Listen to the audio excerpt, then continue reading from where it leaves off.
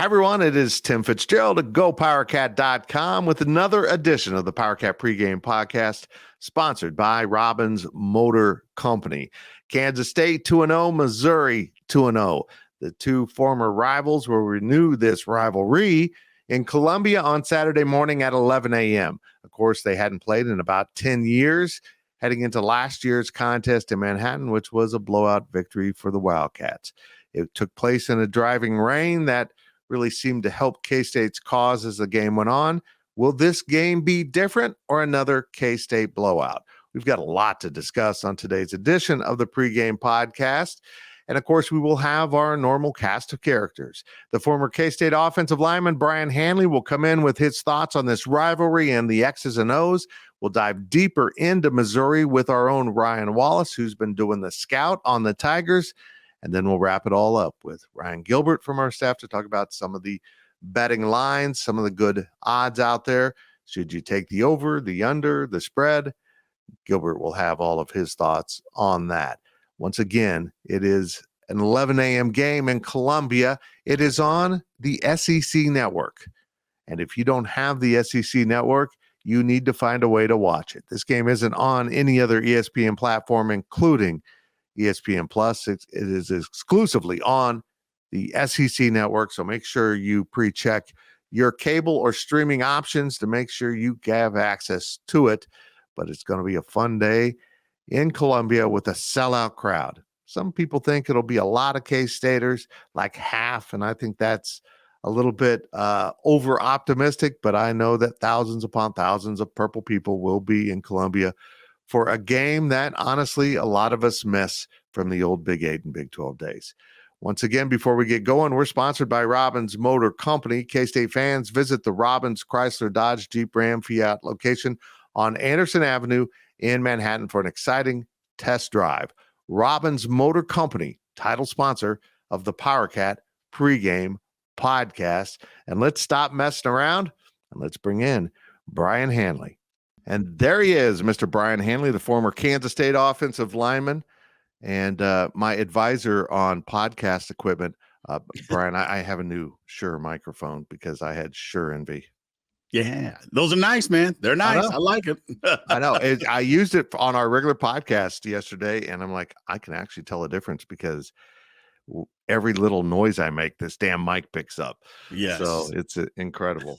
Let's get on to a very, very important football game for two football programs, a non-conference game, sadly, because it is Missouri and Kansas State, two teams that should be in the same conference, but aren't because those are the times in which we live.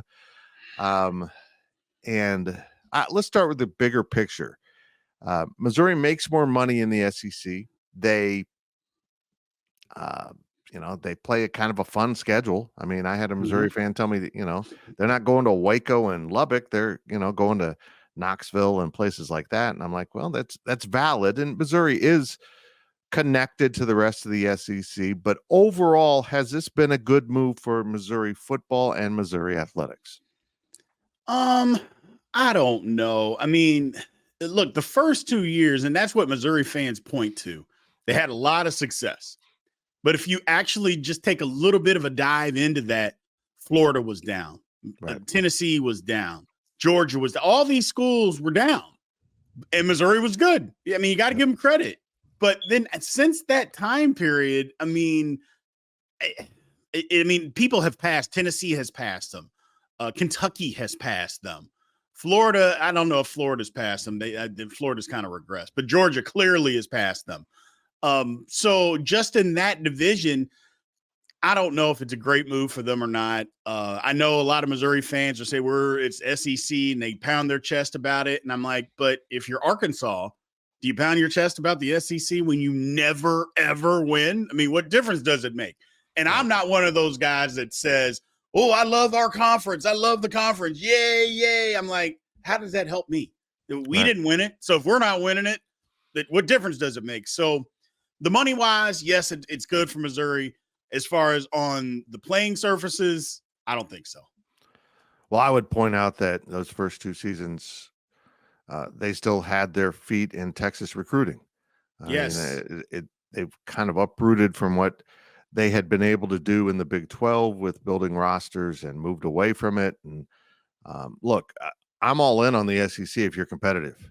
I'm all in on the Big 10 if you're competitive. Well, I mean, you and I could put together a team right now and be competitive outside of the top few teams in that conference. But I get it. The money's great, but I don't think it's been good. And they have lost some traditional rivalries. And this is why I love having this game.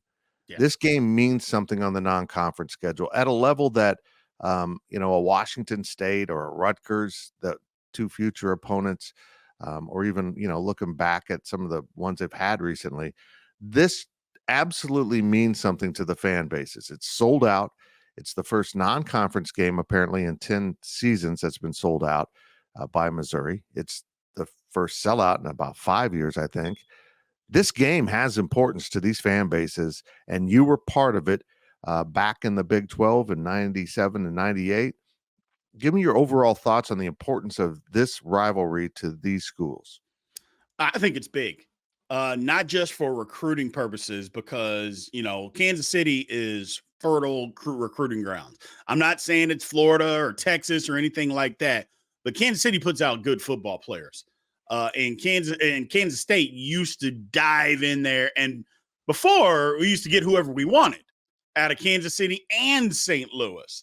The tides have changed, and Missouri has kind of taken that over. I think it's coming back.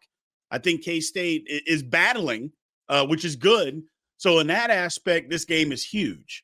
As far as the rivalry itself, I think they got to keep it going. Now, obviously, conference games, all that stuff gets scheduled out 100 years in advance. So I understand all that. But I think it would be great if they kept playing each other. It's fierce rivalry. Neither one thinks that the other is better, which that's the whole thing that makes a rivalry. I know Missouri fans think that they are a better program than K-State. I know that for an absolute fact. I got too many Missouri friends that's all they point to. But what they usually point to is stuff that happened before any of us were born. Right. Then that's what they point to. So, but I just think it's great. I think it's great. I mean, that Kansas City, if they played in Kansas City, I think it would be awesome. If they somehow could get a neutral game in Kansas City, I think it would be incredible. Yeah, I think that I love having this series back. I wish they would extend it. I know Kansas State has some fresh openings now in its non-conference, but I doubt Missouri does. Let's dig into the Tigers a little bit and start with quarterback Brady Cook. There's a general displeasure that I sense from Missouri fans about their quarterback play, and I've seen it, and I kind of get it. But now I'm looking at his stats. Okay, he's completed 77.5% of his passes this season. He has 3 TDs and no interceptions. His quarterback rating is 181. He's, thrown for, I don't know, 180 yards a game or something. It's 85. Look, his stats don't point to a bad quarterback. Right. And yet there's something lacking about him that I can't quite grasp.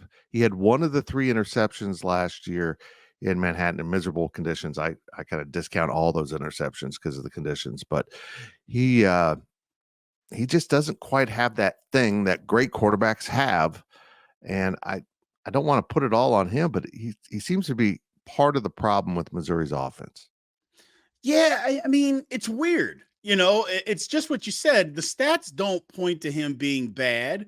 Now, some of that early in the season is inferior competition that has helped out with that. But I don't know. I just, when you look at him and you go out and you see it, it doesn't scream to you great quarterback play or even really good quarterback play. It just doesn't stand out like that.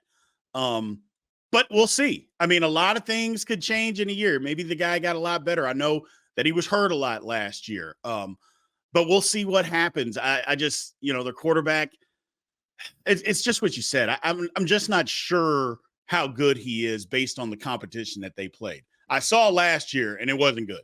And I think that's what Missouri fans are saying is like, look, we played against some 2 teams that we should have beat 100-0.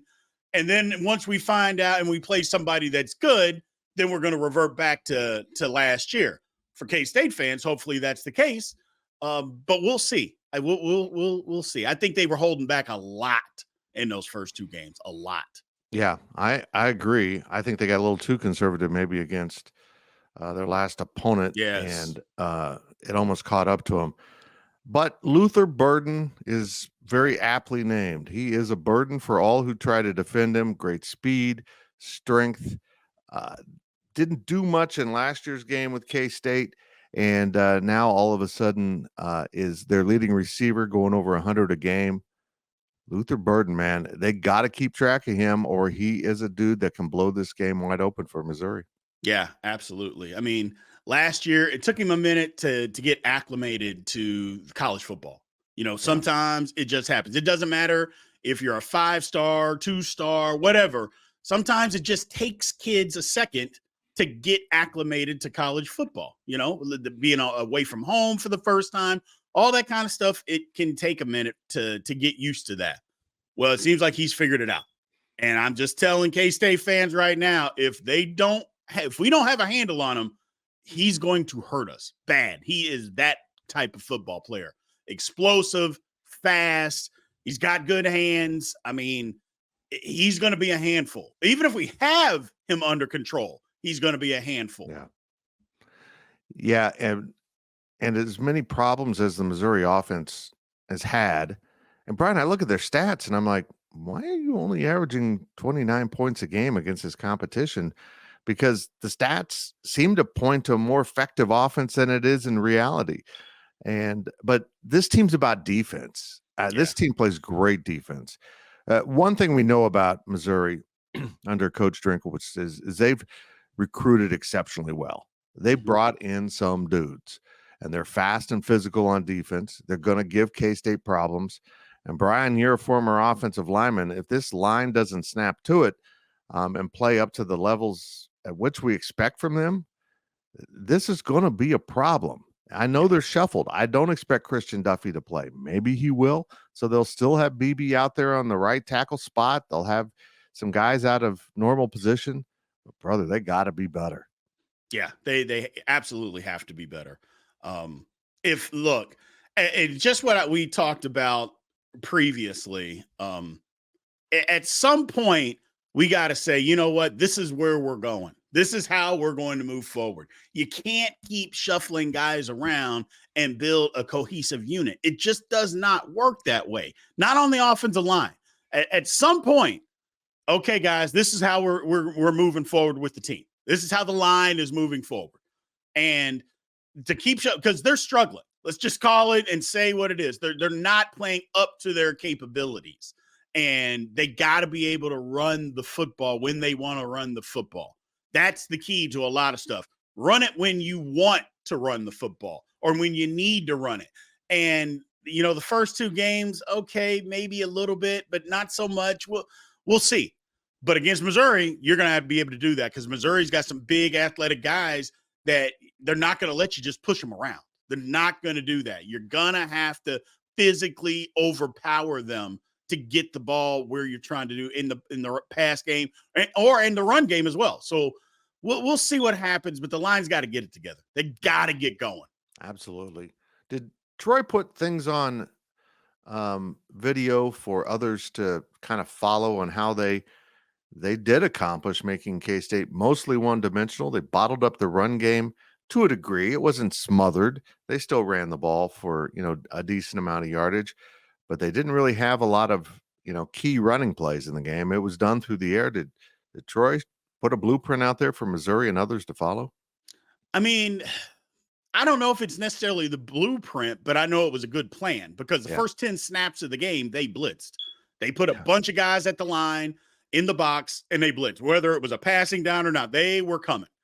And, if that's going to be the case, and they're basically saying, we're going to make you beat us through the air. Well, K-State did that. Yep. So, but that doesn't matter. You still have to be able to run the football. You got to be able to run it. Even if somebody's trying to make you one-dimensional, you got to find a way. I'm not saying you have to run the ball for 10, 12 yards of carry, but you got to be able to crank out 3 or 4 yards. So if that's going to be the blueprint, hey, maybe you just say, you know what? If you're going to put that many people up there, we're going to throw the football and back you up. And if they don't back up, Just keep throwing it. I go, but sooner or later they'll back up because chunk plays will start to happen and teams can't recover from that. If you constantly have chunk plays, they can't recover from that. So they'll back up a little bit. Then you can run the football. And it might be, a lot of people, hey, you run the ball to throw it. Sometimes you got to throw it to run it. And that might be what K-State needs to do. We discussed this on the Insiders on Monday. They brought Keegan Johnson in for his first snaps in the second half of that game. I think they're kind of nursing along a hamstring issue that he brought with him from Iowa that was re-aggravated late in fall camp, right before that. I think it was game prep for SEMO. They're being very careful with it. They don't want it to be an ongoing issue all season long, but he's got to play. I mean, we saw it against Troy. Once they put him on the field, he kind of changes the mathematics of what Troy could do because he's so elusive and with good hands. He's a difference maker. Does it work to their advantage if he can stay healthy? That there's not much on film about how K-State wants to use Keegan Johnson in the passing game. I mean, first off, you're 100% right. He's got to play. And it changes, to me, everything. Just having a dynamic weapon out there that you can get the ball to that can beat one-on-one, press coverage, whatever kind of coverage out there. He's just got to be out there. Now, that's not saying that everybody else is chopped liver. I'm just saying you got to have – look, this is going to be a good football game. Missouri, I think, is better than what a lot of people think that they are based on last year. I know their coaching is bad. Let's just call it what it is. Their coaching is bad. But the players are still the players. Right. They have pride. They understand what happened last year. They put everything into this football game. So to have one of your key weapons out there, even if it's 80, 85%, he's got to be out there. He's got to be out there. Yep. And going back and tying those two topics together, another thing Troy's defense put on film for everyone was Ben Sinnott was the featured player of their scout. Yeah. They did not want Ben Sinnott getting free downfield. They bracketed him. He had, only a couple targets on the day. It was effective. We asked him about it on Tuesday, and he said, look, if they want to commit those kind of resources to stopping me, that'll only help other guys. I'm fine with it. But you kind of could tell Will Howard, without Ben Sinnott being available, made him a little uncomfortable. And I think a lot of teams are going to try to do the same. Yeah, and that's the maturation process for Will, is to understand what's going on. And there was a couple of forced throws. Look, if the guy's not open, he's just not open. Right. If they're taking him away, then the other guy's got to be free. And they were. So you just got to throw them the football. If I was a defense, that's what I would do. I would absolutely take him away and make him go somewhere else and prove that those other guys can beat us. I would take him away. And Troy did that. Other teams, I believe, are going to do the same thing. But it's also on Colin Klein to devise ways to get him open regardless of what defense that they're doing. Because that's what good offensive coordinators do. You got away. You telling me people don't bracket and double team Travis Kelce? Absolutely. But somehow he still gets wide open. Not just open, wide open. So there's ways that they can devise plays for him to get open. So, and again, second game of the year, not wanting to show too much. I got to believe that those things are out there, and this game will be a game that we throw it out. One more topic before I let you go.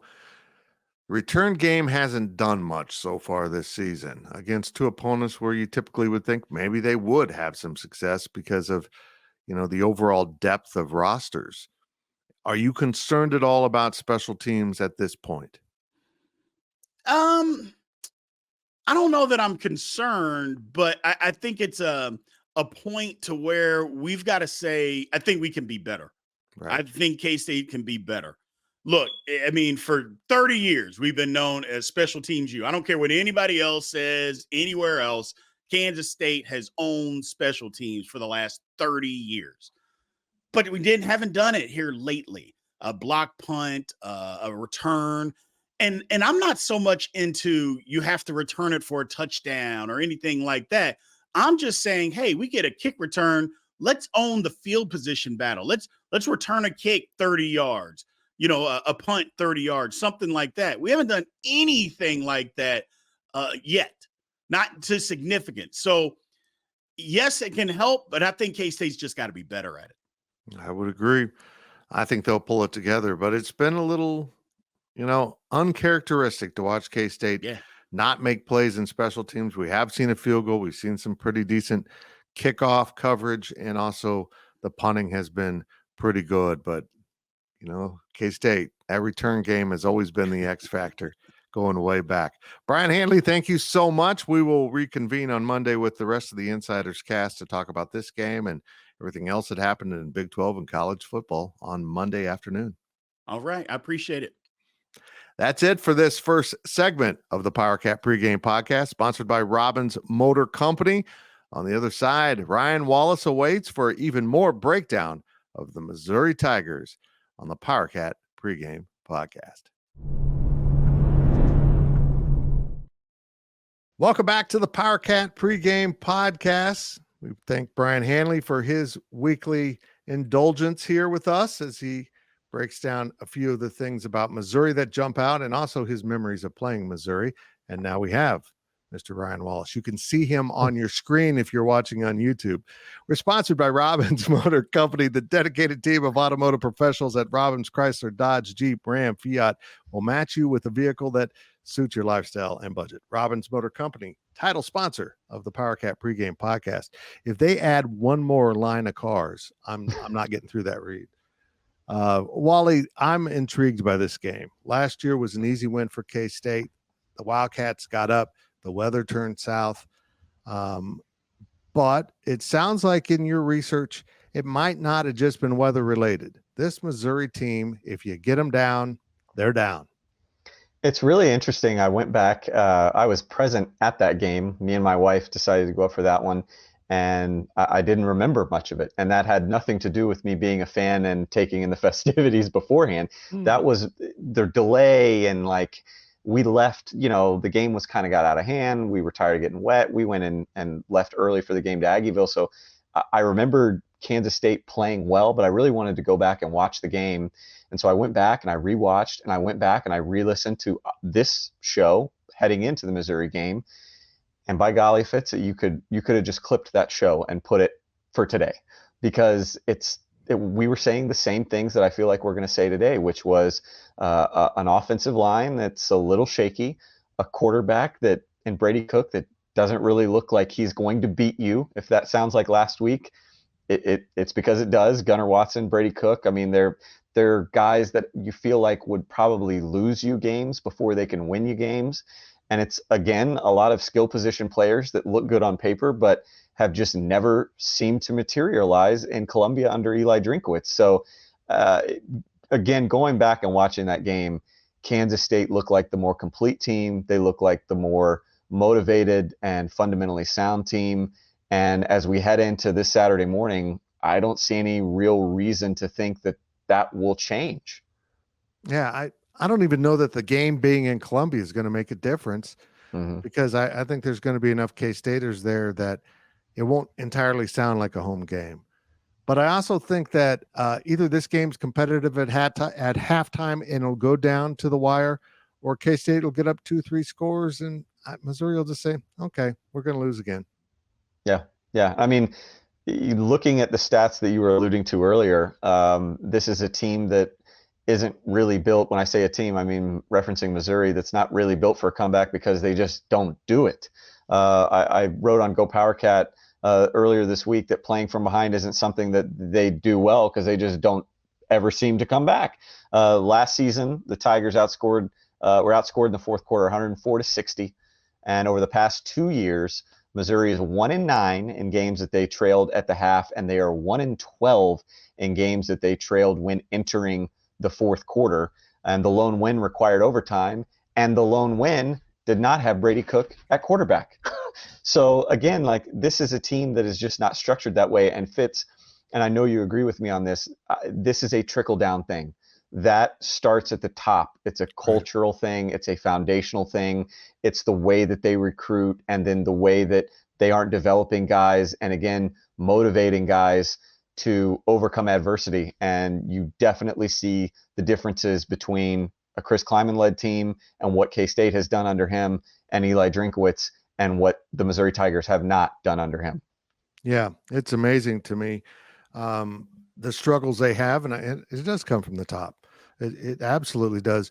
I'm a big believer, if you coach on emotion, that's what you get from your players. You get these ups and downs. You get these swings in performance when you hit the right notes emotionally, or, they're just down for that game. But if you prepare on, fundamentals and those type of things, you're going to be in pretty good shape for the most part. What's up with Cook? You look at his stats, they're good. They're fine. There's nothing wrong with his stats, particularly through these first two games, but it's not there. I just don't see him performing at very high levels. He is what he is. I mean, that's the best way that I can describe it. Because again, when I went back and watched the tape of last year, and even the games this year, when you watch against South Dakota and Middle Tennessee, he can move the ball with his feet. And he's definitely a quarterback that can keep you honest. He did it to K-State at times last year in the rain. But when you talk about him as a passer, he is what he is. He's doesn't have a strong arm, and you'll hear Missouri fans talk on and on about it, and they're right, because he underthrows. He has the skill guys. Luther Burden, especially the former 5-star, Theo Weiss now from Oklahoma, another former 5-star, that he's underthrown numerous times already this season. He doesn't have the arm strength. Even in the intermediate routes, he's overthrowing guys. The accuracy just isn't there. And for me, Fitz, it's kind of what K-State saw with Adrian Martinez last year. He is what he is. And I think, again, when you look top down, I'm not sure that Eli Drinkwitz is doing him any favors, because he's still trying to put, what is it, a square peg into a circle hole. I mean, it isn't working. And Eli Drinkwitz, the personality and the attitude and the mentality he has isn't one to change. He's kind of stuck in his ways. And again, I think Kansas State fans know that all too well. We saw that for a handful of years here in the mid 2000s. Yeah. It's not because my plan didn't work. My plan's great. That was a mentality that was pretty prevalent around here. Fitz, they're calling him a lot of resources with Missouri, and that's what's great going into this game, is there's all sorts of podcasts and blogs that I was able to tap into. I laughed out loud at this one. There's a faction of fans anyway, starting to call him Konzowitz, which is referencing Quanzo Martin and the ineptitude that Missouri basketball had. That is what K-State is walking into. That is what Missouri has themselves kind of back against the wall. We're going to figure out a lot about this Tiger team, because again, the Boo Birds are out heavy for Eli Drinkwitz right now. Yeah, and losing to K-State at home won't help. Losing big to K-State at home may not be something short of, having a huge season in the SEC that he can get out of. I just feel like this is a huge game for him and his program. And Wally, I don't think he fully realizes it. I just think he's so aloof about everything that he doesn't get it. But you mentioned the receivers. They've got talent. They should be better than they are. And that's the thing, is if those guys get going and somehow Cook gets comfortable, it's a big threat. There's no doubt that they have the horses that can outrun K-State. I truly believe that. Yeah, and I mean, Luther Burden is obviously the most dangerous man that K-State will want to mark. But again, I get the feeling that Chris Kleiman and Joe Klanderman they're not going to overemphasize Luther Burden. They might put some help over the top on just him, but at the same time, I think that's because they don't fear Brady Cook doing anything to anyone else. Right now, Luther Burden has been the bright spot, I think, for this offense when they can get him the ball. 8.4 yards after catch per reception. So, he's only like 5'11", but just incredibly fast and very sturdy for his frame, where he's able to break tackles. Again, the biggest problem goes back on offense to, I think, Eli Drinkwitz. We'll start with receivers besides Burden, leaning, I think, on guys that look good on paper, but just haven't really proven themselves. He hasn't dipped in. Josh Manning is a kid that I think right now would be seeing the field had he chosen Kansas State last summer. Instead, he goes to Missouri for a litany of reasons.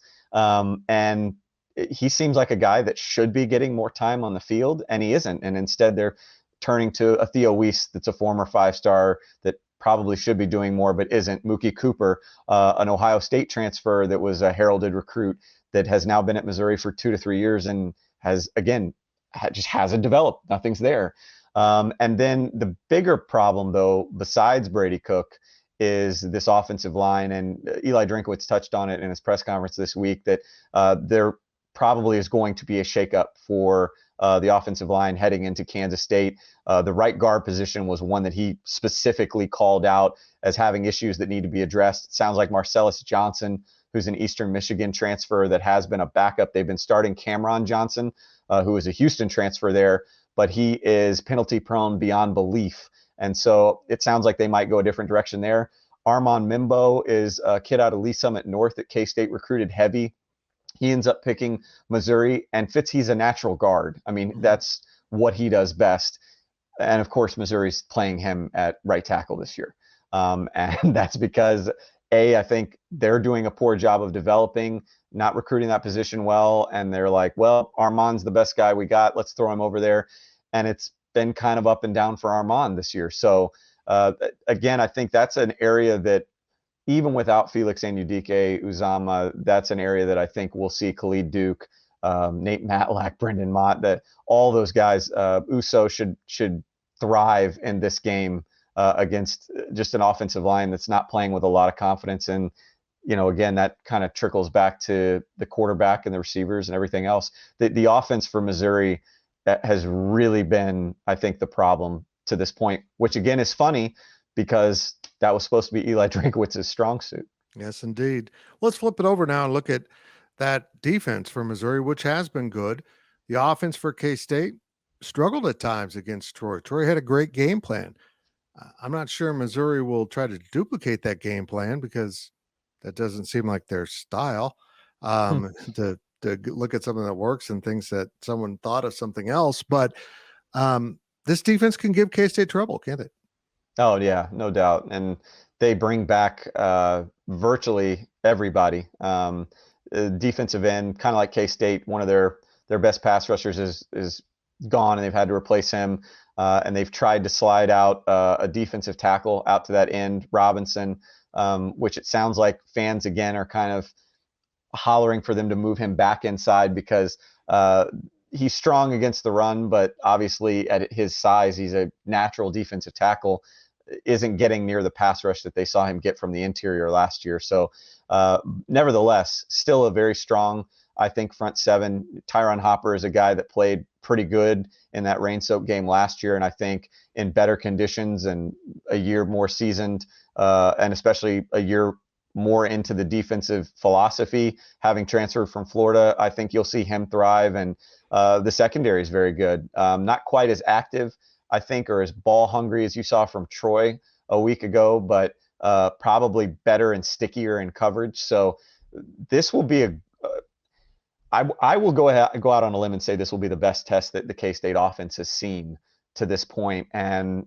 again, Fitz, we've talked about it off air leading up to this game, but it's very, very interesting what Kansas State will decide to do, not only at the start, but as the game progresses at right tackle. Will we continue to see Carver Willis? Will we see Cooper Beebe start there right off the bat? And then how does whatever choice and whatever direction they go at right tackle affect the rest of the line? The line's been good for the most part. The starters, anyway, have held their own for the most part outside of Willis. But this will no doubt be their strongest test. They'll have to have great communication.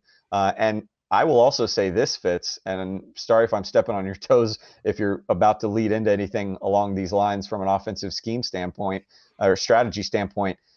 Watching what Adrian Martinez was able to do in the game last year, this certainly feels like a great opportunity for Kansas State to give Avery Johnson some run in certain scenarios. And I literally mean run.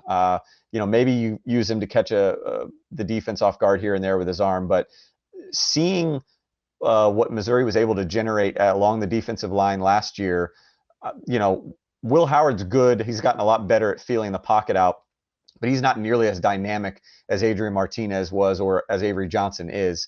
this would be a great opportunity to really get Avery in there, shake up the defense, keep them honest, and again, just throw a wrinkle into what Missouri has to prepare for. That's a great point. I hadn't really thought about it. This is a game that Avery could make a difference with. He's a great athlete. You want your best athletes on the field? Well, you got to find a way to get him out there. Right. If they're not going to redshirt him, I think we'll get an indication of it in this game, because I do think they'll find a role for him in it. How does this game play out? How do you think this game displays itself over the 4 quarters?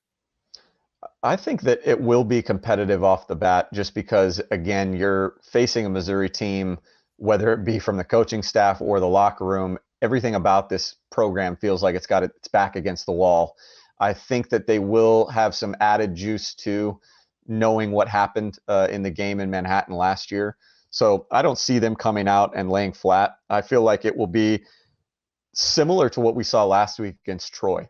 I don't know if you're going to see, as we saw with Troy, Missouri generate a ton of offense. They might catch K-State off guard early. They had a pretty good opening drive, if I remember, last year that ended with a field goal.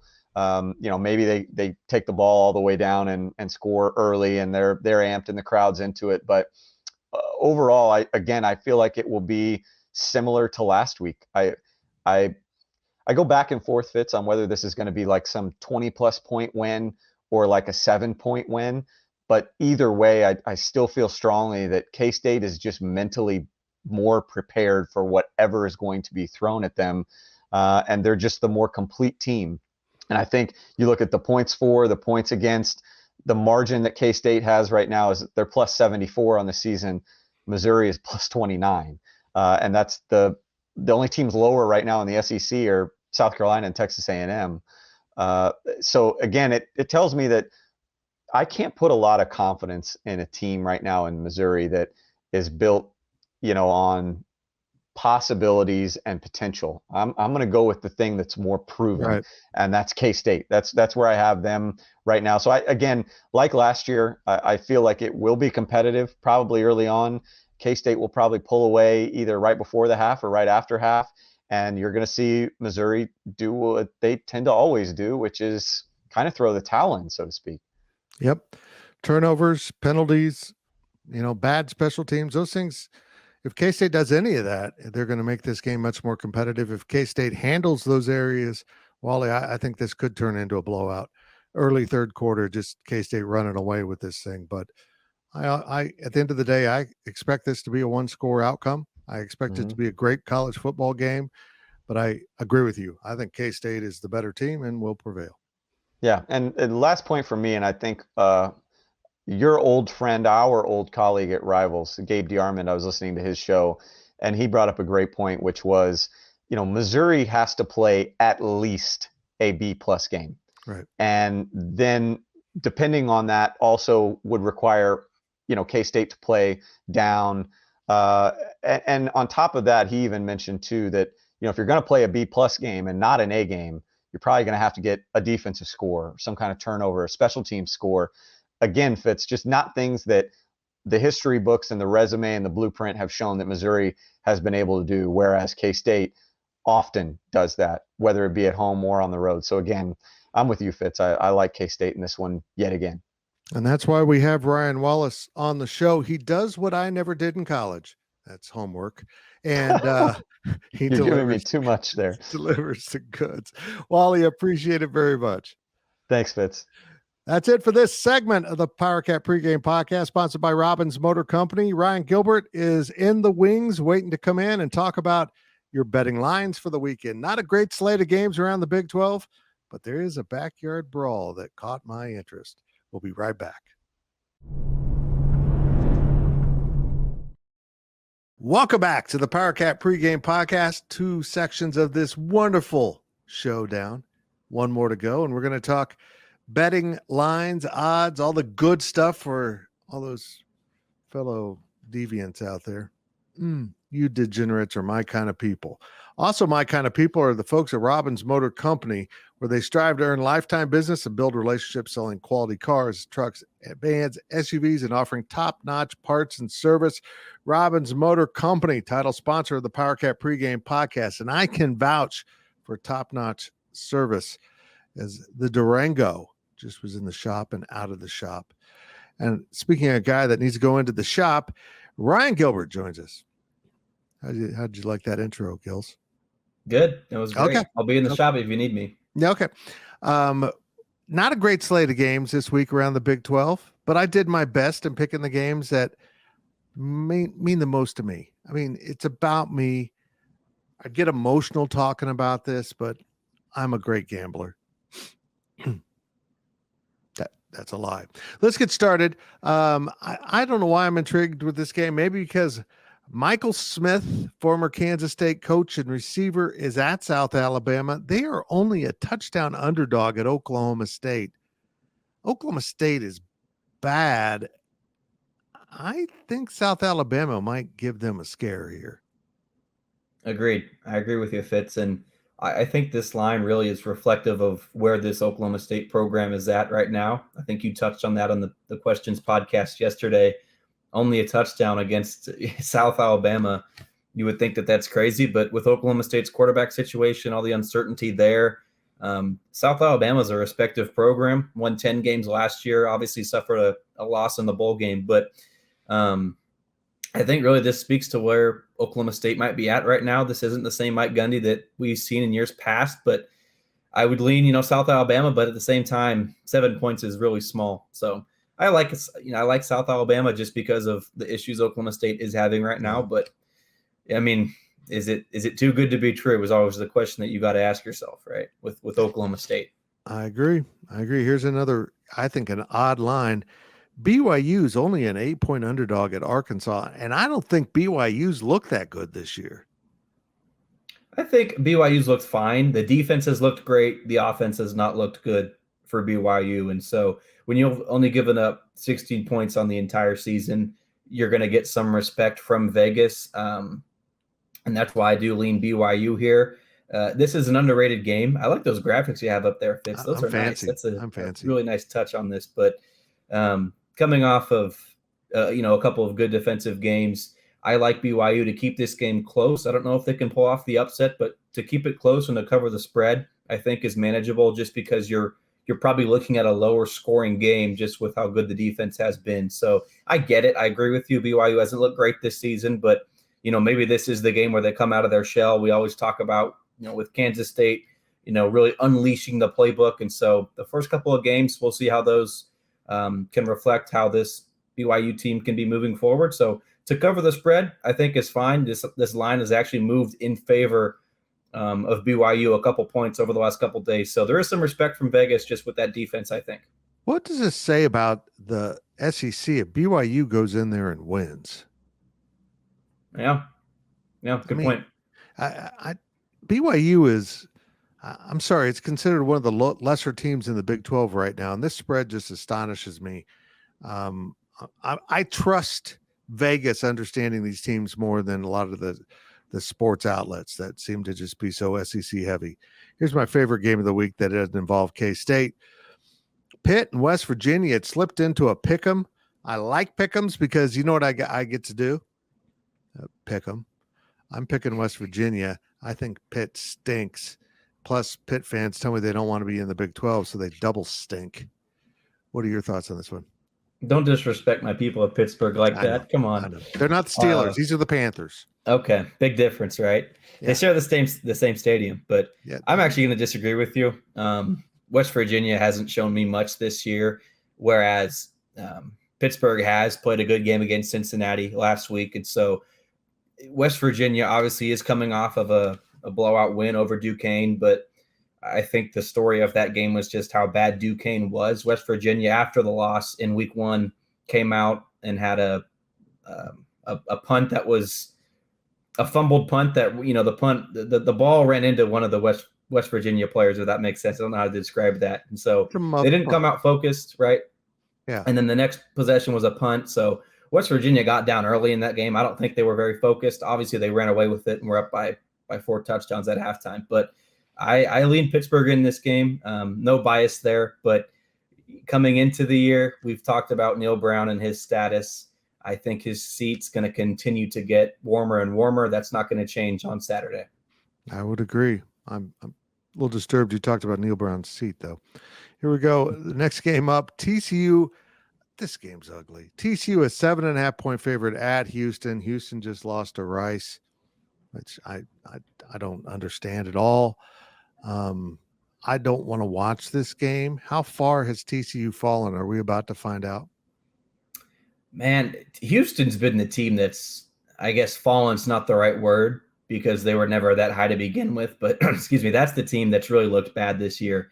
You can throw out, if we wanted to throw out the week 2 game, you could look at week 1 and say, oh, they probably won a blowout in week 1. No, they barely beat UTSA. And so Houston's looked bad. I don't care if you want to bet TCU, that's fine. I would not touch Houston in this game just because TCU's shown some life, and maybe that Colorado loss, looking back at it as we've seen the Buffaloes play a few games now, that loss doesn't look so bad. And so Houston's been terrible. I can't place any money on them. If you're gonna go one way here, it's got to be TCU. I just don't get how you can bet Houston. If you want to go TCU, maybe go 7 instead of 7.5 and buy that half point, but don't touch Houston, in my opinion. No, that's just good life advice. Don't touch Houston. Iowa State -3 at Ohio. Iowa State -3 at Ohio. Iowa State's only a 3-point favorite at a MAC school. I put this up for entertainment value. What is going on in Ames? Do they even cover this? I don't know. I don't know why you picked this one, Fitz. I thought it was bad enough you picked TCU and Houston as a game we had to talk about, and now this one. But I know the under intrigues me here. Iowa State, the total has gone under 9 of its last 10 games. As for Ohio, the total has gone under 6 of its last 7 games. I get it that 42.5 is very low, but it's that low for a reason. And so, Fitz, I don't want to tell you who's going to win or lose this game. You would hope Iowa State just because it's against Ohio, but the under here, expect a very boring game with not a lot of points. Okay. I've been trying to put in the K-State. It doesn't want to put the K-State little banner in. Okay. That's it then. We're done? No, we're not done. I just needed to show up. This is like the 4th time I've typed it. I typed it before we started. You know what, Gills? I sometimes think technology just messes with the elderly. Just torments us. Boom, I win. There you go. Good job. Looks great. I wasn't clicking the right things because technology and I'm old. K-State -4.5 at Mizzou. Now, right before we recorded this, and of course, this is all according to Caesars, which is the sports book of 24/7 Sports and CBS Sports, both of our affiliates there. And this moved to 5 just this afternoon. Okay, I didn't see that. Okay. But we've been picking 4.5 on everything else. So let's go with the 4.5. I feel like this will be a much more competitive game than last year. Of course, I'll have my pick on the pregame before pregame with my 5 keys to victory. But I think this is going to be a close game. I still think K-State covers, but I do not agree with a lot of people that think this will be a blowout. I'm glad you mentioned the line movement to 5 on Caesars because that was going to be my first point. Just all of the money right now. You can look at the numbers. They're there. It's flooding in on Kansas State. I saw one book that wasn't Caesars. It had, I think, 93% of all bets for the spread on Kansas State. So K-State, the public loves them, and Vegas isn't budging. Obviously, they're going to move it a 0.5 point, but they're going to keep this line, relatively near 4.5 or 5, whatever it may be, because there is a belief. I'm probably sure that that's more of a metrics and a numbers thing than anything. But, why is that? I think the reason is Mizzou's talent, the star power on the Tigers team. I think where K-State gains an edge, though, in this game and why people are betting on Kansas State is the coaching, the state of the programs. Mizzou's coming off of a 6-6 season with a bowl loss, and then Kansas State, of course, coming off of a Big 12 championship. So I'm actually going to disagree with you, Fitz. I think K-State's going to win by a couple touchdowns, and that's not a homer pick or anything, right? I picked Kansas State to not cover in its first 2 games of the season. There's going to be a lot of purple in Columbia. I know you guys will be there and bring us all the coverage. I think K-State's ready for this one. I get it. The game that happened last year between these 2 teams is one you can just throw out because of the weather, the delays, and, Will Howard didn't play in that game. And so the quarterback position looks different for Kansas State, but just the way these 2 teams are playing, man, our behind enemy lines is going to go up on Thursday with Dan Keister. He did a good job of breaking down the Tigers and Wildcats. He's a Mizzou alum, and he's also a professor at Kansas State. So he follows both teams very closely, and I'll let you read all that when that's on the website. But he didn't seem too optimistic with Missouri. Now, I think Mizzou could win this game. I'm not going to write it off, but I think there's a lot more reasons to believe in Kansas State in this game than Mizzou. And of course, the public betting on K-State. Some people love to fade the public. I can't do that here. I think K-State wins this game comfortably. Now it's, we'll see. Offensive line for Missouri has been bad. The defense, that's the one thing I think Mizzou fans can hold their hats on, is the defense in this game that Mizzou does bring. They've been very respectable. On offense, though, if you can keep Brady Cook, from cooking, right? If you can keep him from doing damage on the ground, I think K-State's going to be okay in this game. That's the wisest guy I know. He's the only person I know, apparently. Ryan Gilbert. Ryan, I'm a little concerned. You picked against K-State on the spread the last 2 weeks, that they wouldn't cover the spread. You thought they'd win. And now you're picking them to cover. Yep. I hope I'm not the bad luck charm here this week. I mean, usually my gambling motto to all those who follow along is fade Fitz. I'm going to fade Gills on that one. Okay. Hashtag it. I don't hashtag it. Maybe it'll catch on. It'll be an internet sensation. Ryan Gilbert, appreciate it very much. Go back to whatever you were doing, and I'm sure it was important. And that's it for this week's edition of the Powercat Pregame Podcast, with one exception. I need to tell you my one thing to keep an eye on throughout the course of this game. And I'm going to go back to the offensive line. I've got so many questions about these guys. They just seem out of sorts without Christian Duffy out there, which I find a little bit curious. But can they perform up to the needed standards to establish a run game at Missouri and protect Will Howard in the process so that he can have plenty of time to throw the ball? I expect Cooper Beebe to spend most of this game at right tackle, meaning Hadley Panzer moves to left guard, and Taylor Portier, who has still not recovered his normal level of play after 2 seasons missed with knee injuries, needs to start getting back to form.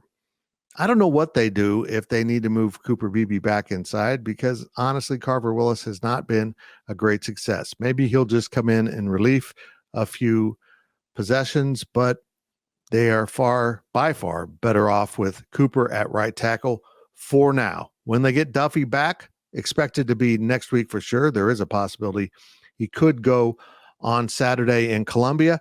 They will be back to their normal selves and probably very efficient in protecting Will Howard and running the ball. Remember, we've been sponsored by Robbins Motor Company. I've had such great experiences with Robbins, not only with the sales process, but the service needs of my Dodge Durango, that the GoPowercat official vehicle. Make sure you check them out. And I hope you're going to make it to Columbia. Kickoff 11 a.m. to Old Big 8 foes tangling in a non-conference game one more time. As I said, this is a series I wish would continue, but this will probably be it for many years to come. So that's it for this episode of the Powercat Pregame Podcast. And remember, I guess I'll see you at Furrow Field if you are going to the game. If you're not going to the game and you're there, I've got questions for you.